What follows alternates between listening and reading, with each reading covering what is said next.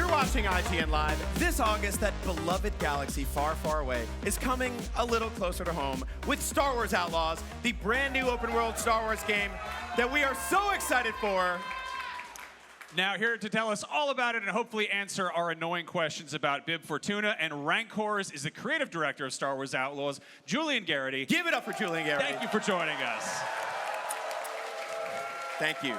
Hello. Now, Julian, as you know, here at IGN, editorial and journalistic integrity is some of the most important stuff in the world to us. Don't laugh. So we have to know, why is the robot wearing a coat? Why not? Perfect. Do you want to see a droid? There you go. A There you have naked it. droid? Is this what you want to see? I mean, does that mean the other droids are naked? Maybe. It depends. Depends where your imagination goes. To be serious, I think the coat adds so much personality. It does. Something that you've never seen really before, which is a droid whose pose suggests that he has a huge amount on his shoulders. Yeah. And he's wearing this long trench coat. It's evocative. It's provocative. It's it makes great. you want to find out more. I think it's awesome. It's weird because it really does suddenly make it seem like all the other droids in the galaxy, with the exception of the Magna Guards, which have little capes, and IG-88, who's wearing nothing but a belt, are all just shameless nudists. Absolutely. All right, droids That's a are new huge perspective perverts. for That's you. canon.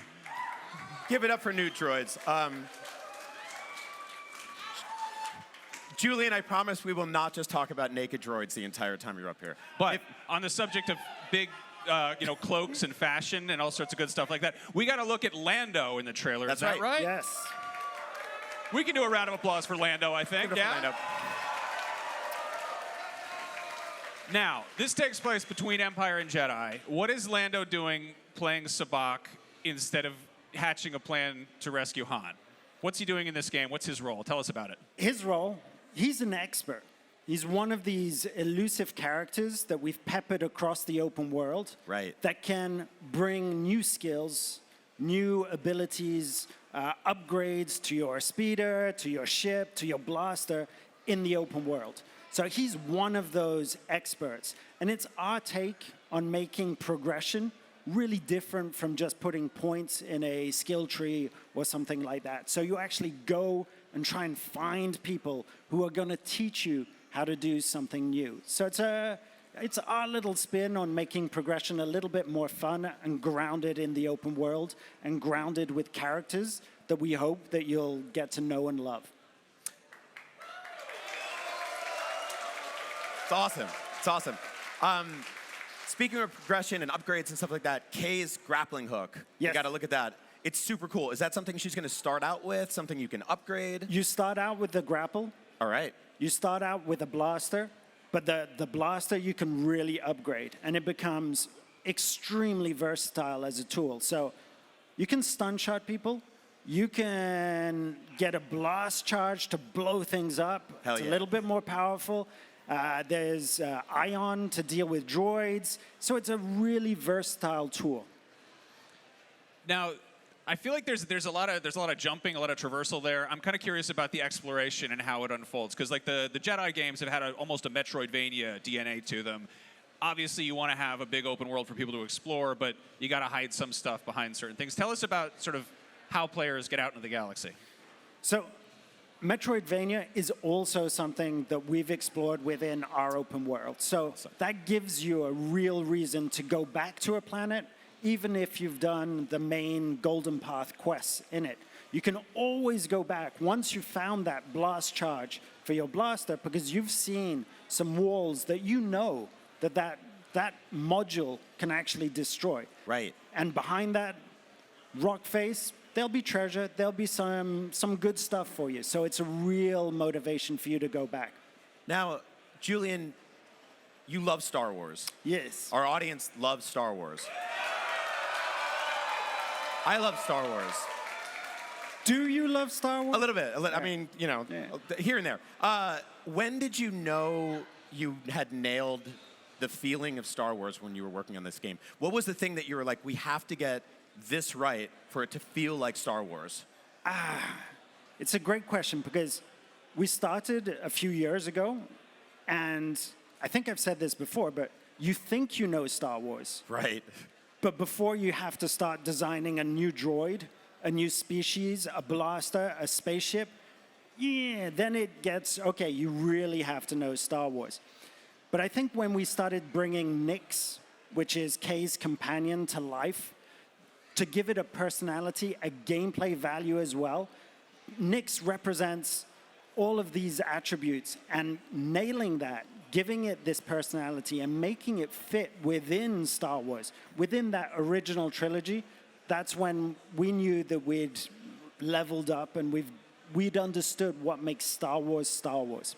It's beautiful. Now, if anyone hurts Nix, I will kill them. In our contract, we cannot hurt Nix. Good. So no cheap emotional points by hurting Thank you. the little Okay. creature. Thank you. We're not doing that. Precious cargo. Nix will be there at the end of the event. Beautiful. Now, I do want to talk about Nix a little bit. There's something that fascinated me. You guys did like a developer diary, and it showed a little behind the scenes. And Nix was mocapped. Nix was a puppet, which is so weird because like we're used to, in Star Wars, it's either practical or it's digital. But you made a puppet, and you mocapped it, and you made it digital. Tell us about that process. Were there ever other alternatives? Whose hand is that in the like? So it's true, and this is a while ago. But every scene with Nix that we mocapped, we had to have a puppeteer on set that was playing Nix. And there was a real interplay between the actress who played Kay, the actor who played ND5, and Nix on set, because there's somebody there. And true story, the last day of shooting, the person who was the puppeteer was crying because she was saying goodbye to Nix at that moment. So it was a really, really touching moment. We didn't even cue them for that. Everyone's going to cry. Whoever cries the loudest gets a prize.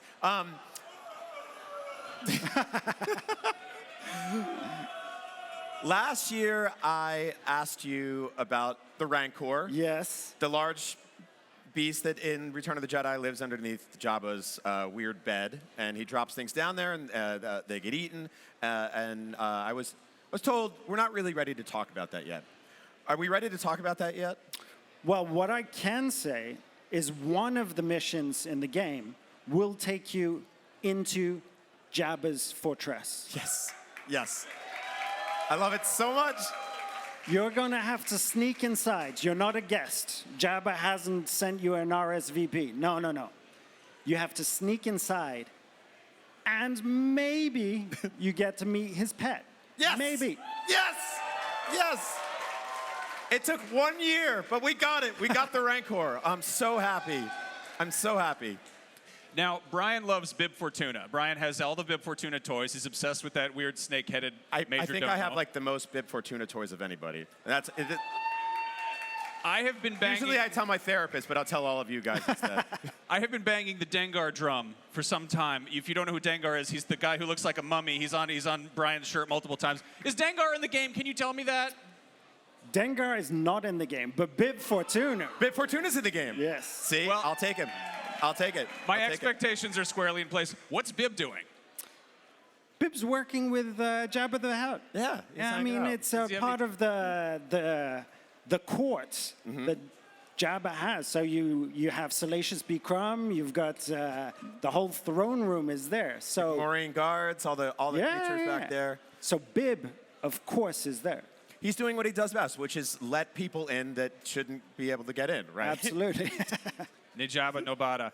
Now, I want to talk about sort of the broader scale exploration because this is, the sort of issue with making an open world Star Wars game is there's multiple worlds. Right. And you want to have that player freedom, that exploration. Are planets locked behind story beats? How big are the areas sort of in relation to each other? And I guess what other kind of open world, open field Ubisoft games would you compare this one to in terms of scale? Yeah, how does it all kind of connect together? So this was one of the dev challenges that we were facing, which was how to create an open world that felt rich enough, rich not only with locations, but activities, but achievable in a way.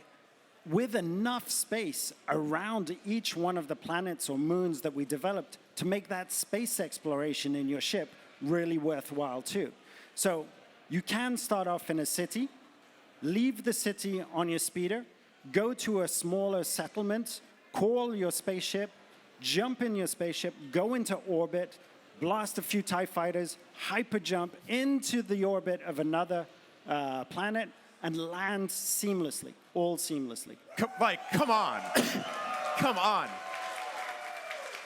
So it's open world, but it's open space. Freedom. It is freedom because we want agency. We want the player to live that fancy of being the ultimate outlaw within Star Wars. And that's all about freedom at the end of the day. So thematically, it's intertwined with the core gameplay that we're proposing.